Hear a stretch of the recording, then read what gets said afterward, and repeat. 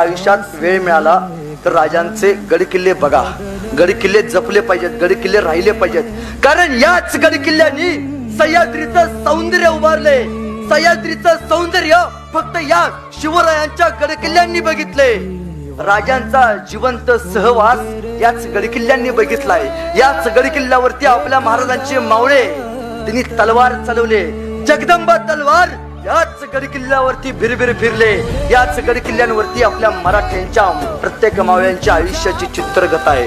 आयुष्यात महाराजांचे गडकिल्ले बघितले पाहिजेत, पण त्याच बरोबर आपली जबाबदारी म्हणून सुद्धा आपण ते जपलं पाहिजे. पाहू कसर